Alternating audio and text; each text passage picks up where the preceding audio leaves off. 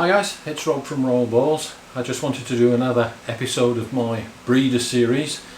In case we forget, the breeding season is still ongoing and actually for me is just getting into stride. This episode is entitled Staying Focused. The breeding season is long and it's important to keep focused and keep going in the breeding season. So we'll take a look at a pairing that I have been trying all season with the male to get locked, and I refused to use a backup male. I wanted this male or nothing, and finally we get a lock. So let's take a look at that. Okay guys, this is my Enchi Cyprus Ivory and I am so happy. Patience and persistence.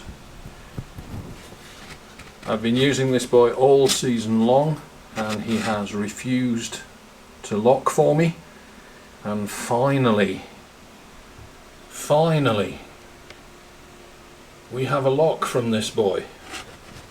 This is a normal female that's been building for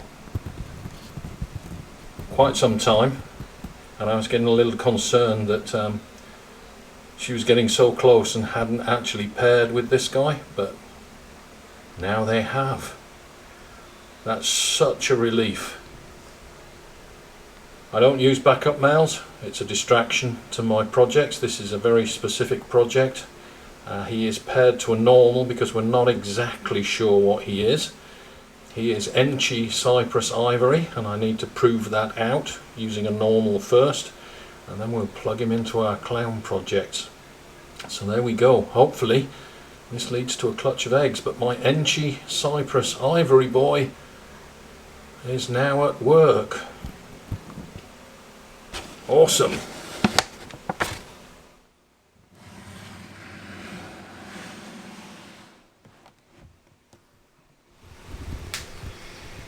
This female here is now on day 33 after she was supposed to lay, if she's going to lay. And you can see her tucked away under the newspaper there. She hasn't moved an inch since her pre-lay shed. She's nesting down under the newspaper there. She has a very prominent spinal ridge. I'm not going to disturb her too much because she might lay in the next couple of days if she's going to lay. This is the one that didn't have the very strong ovulation that we weren't sure about, but she should lay in the next couple of days if she's going to lay. Okay, we have some eggs to pull, guys. This is the female pastel het pied bred to a pastel pied male, and this girl didn't have a very noticeable ovulation. I did note it, but I wasn't sure, but sure enough she shed 21 days later, and this is now day 35 since her pre-lay shed, and she laid this morning.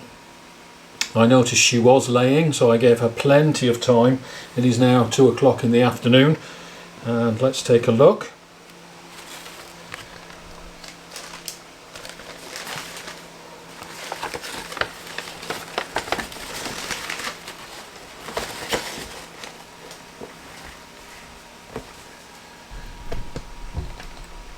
So here she is, coiled on a nice clutch of eggs. She has had plenty of time, and I can actually see her tail coiled around and underneath here, and it does go back in and hook up around the eggs. So I'm pretty confident that this girl is finished. Number one, because she's had plenty of time, and number two, because she has completely wrapped around the eggs now. She's not got her tail in a laying position, although you can see the tip of the tail here, still here, but it is actually hooked around the eggs underneath. Having a look at her, I think she is done, but we will check that as we lift her off. So let's see if we can get this girl off the eggs, and we'll get her into a water bath, refresh her tub after we sort the eggs out. So let's see if I can get this girl off without being bitten. She's quite agitated.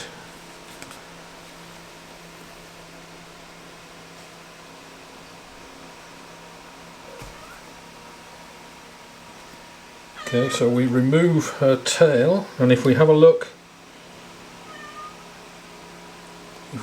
at the base of the tail, I can run my thumb down inside and I can tell that she is perfectly empty. There's no eggs in there, so I'm convinced she's finished. It looks like we've got 5 good eggs. She's quite a small female, so we'll put her in the water bath and sort these eggs out. So even though she had a very small ovulation, it was quite not really very noticeable. It does look as if we've got 5 good eggs. Let me just mark them for way up because they're going to stay exactly as they were laid.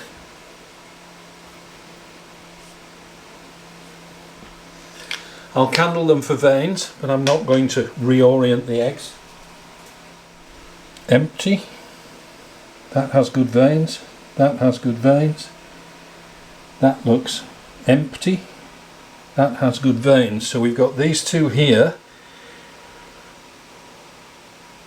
This one and this one, which don't appear to have veins. Let me just lift them off. Very gently prise them off the bottom of the tub.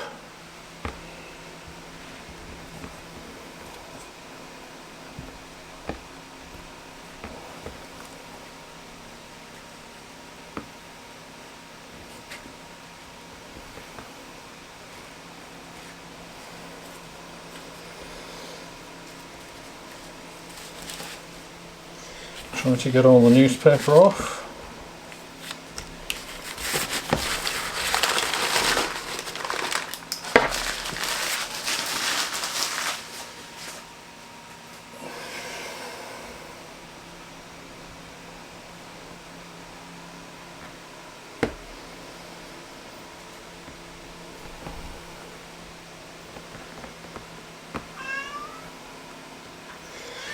And let me see if I can see veins underneath.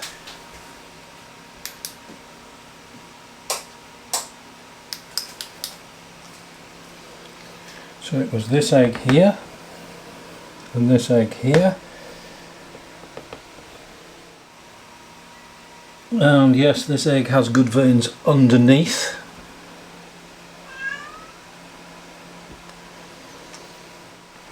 And that one's the same, I can see veins in the egg underneath. So both those eggs are upside down. We're going to leave them exactly as they were laid, as nature intended. So let's take these out of here.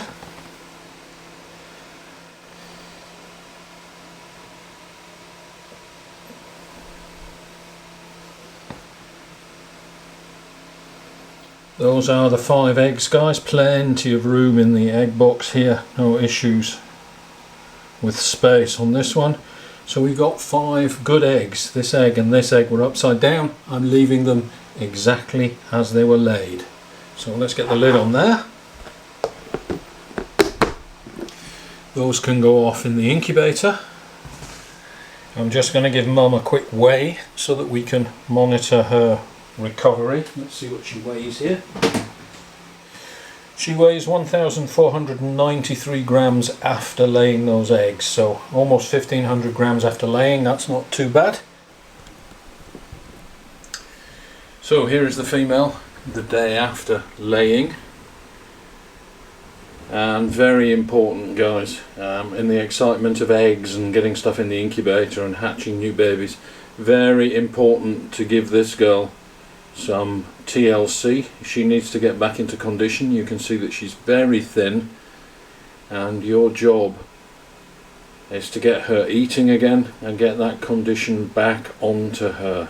So don't forget how important that is for your subsequent seasons. Now, this isn't just about this season, this is about the long term and the overall health of your snake. So this female needs to get back into condition. She needs to regain weight. She's looking very forlorn and skinny in there, so we need to work on this girl.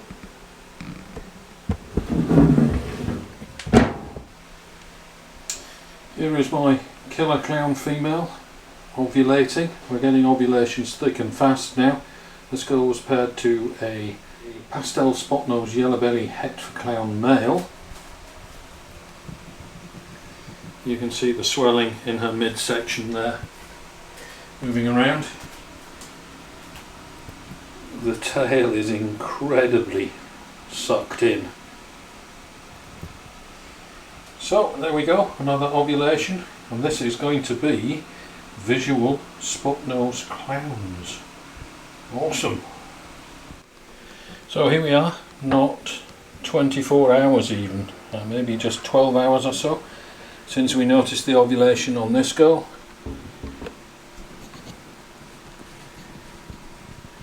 And here she is now.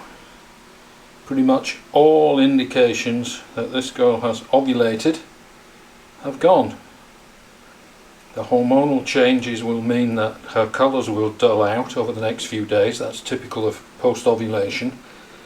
And there is a small spinal ridge that you can notice, but very easy to miss. The ovulation doesn't last long, so it's very easy to miss it and very easy not to notice that your girl has ovulated. But we'll follow this girl through pre-lay shed and on to laying eggs, and you will see how that spinal ridge develops. This girl is now gravid. The eggs have been fertilized. Cell division has started inside the female, and in about 6 weeks' time she will lay eggs. So she is actually incubating viable embryos right now inside her for the next 6 weeks before she actually lays eggs and they go into the incubator. So that's the girl that ovulated yesterday. Very easy to miss. So here is the female that laid about 10 days ago.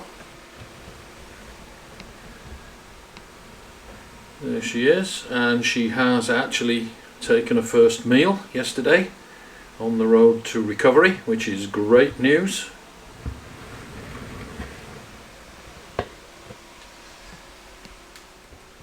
This is the female that ovulated a few days ago. She hasn't actually had her pre-lay shed yet.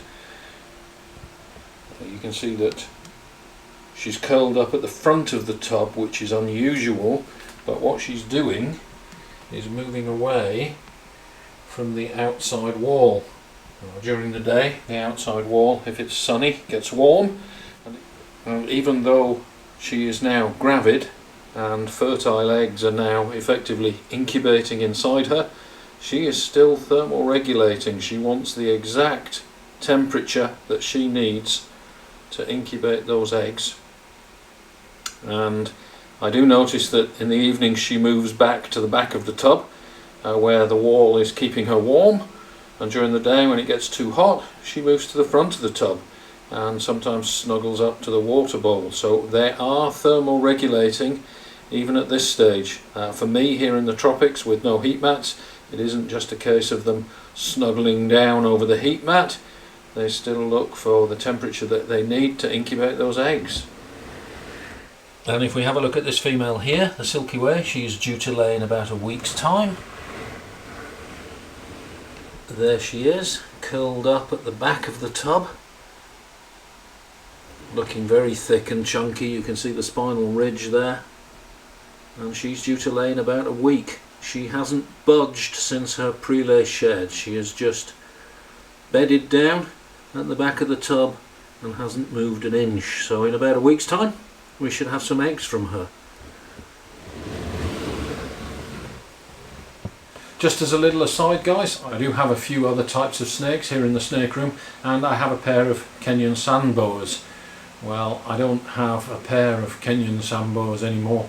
I have lots of them. Let's take a look.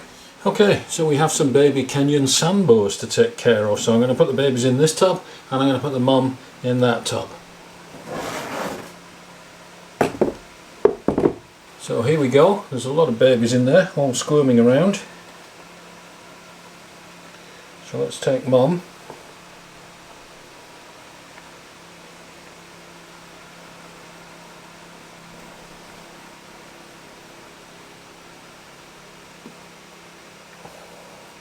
There's Mum, looking very empty. Let's put her back.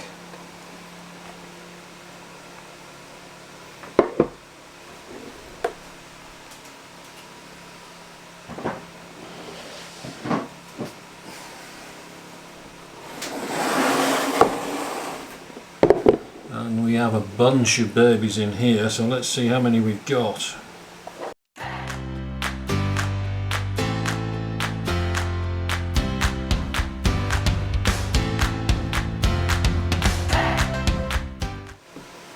So there we go.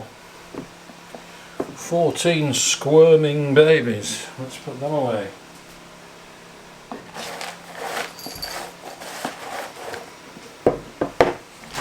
And we'll refresh Mum's tub, give her a fresh tub of water, and we're good. There, Miso? Yes, yes, I can see you're curious too. Okay guys, so that's an update on my breeding season. So there is more to come. Stay focused, keep going, don't give up now. This is the most important stage of the breeding season. Follow through. Don't forget to share, like, subscribe, and we'll see you next time.